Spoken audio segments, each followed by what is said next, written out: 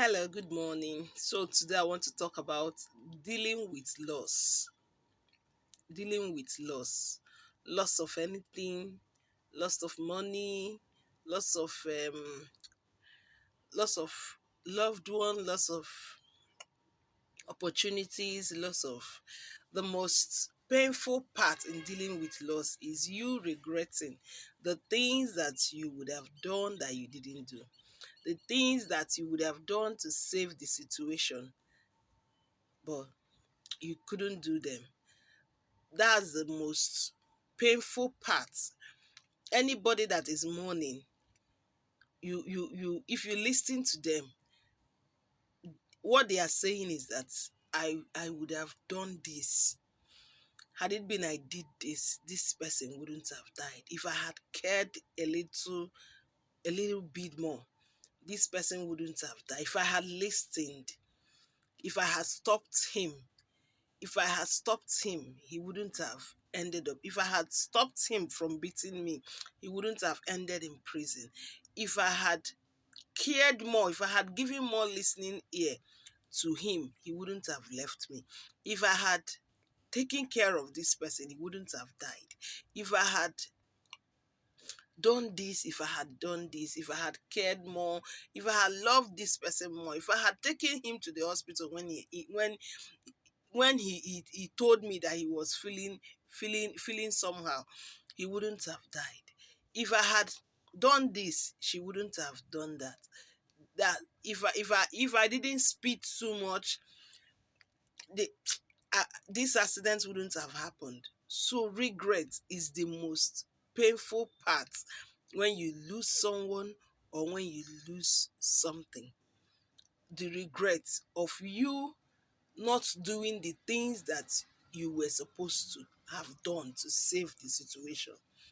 Now the question is, now that the deed has been done, now that you've lost this money that you couldn't keep well, now that this person you love so much has died, all those regrets, punishing yourself, does it help?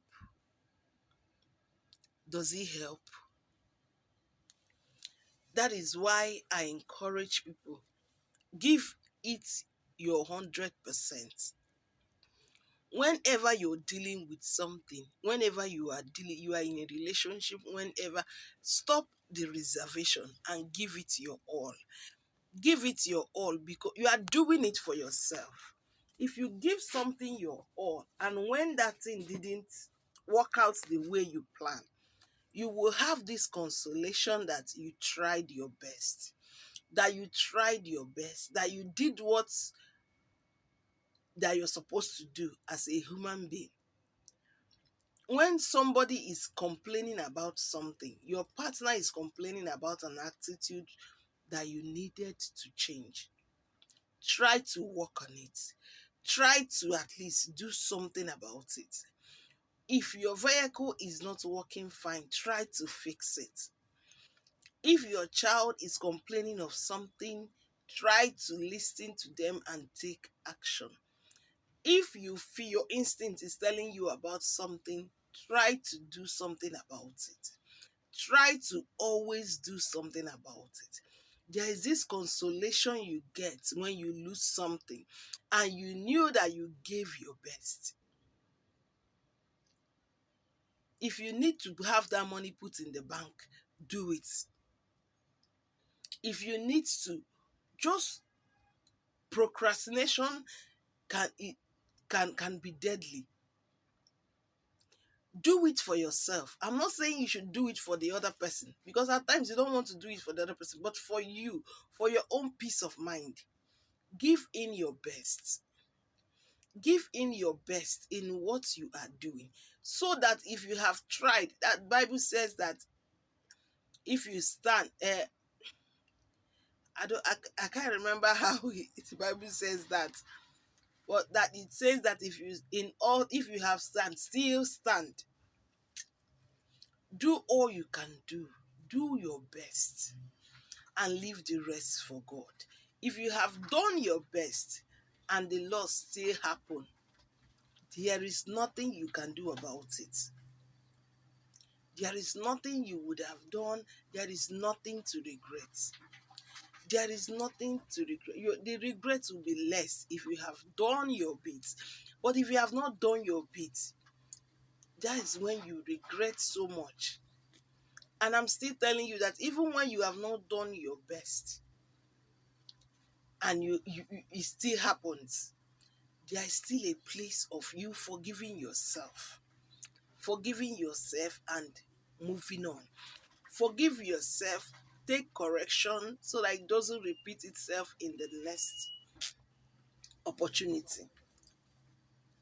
Forgive yourself and move on. I remember when I lost my mom on my birthday, it was like life has ended. It was like I still cry today. It was like life has ended. All my mom wanted was for us to get married, have kids running around her. And that was motivating me to getting married. But when she died, I saw that there was no need. There was no need. What's the need of getting married? I cried, you know. But look at today. There are 1001 reasons to live. Don't stop your life because you something has been taken away from you. Don't stop your life. Don't end your life. There will still be light at the end of the tunnel. Give it your best.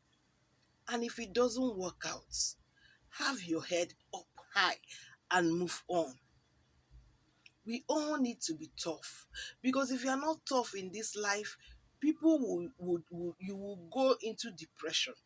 If you are not tough in this life, when you see people rejoicing that you felt this person is supposed to not to be rejoicing because you are going through pain, you will be in more pain.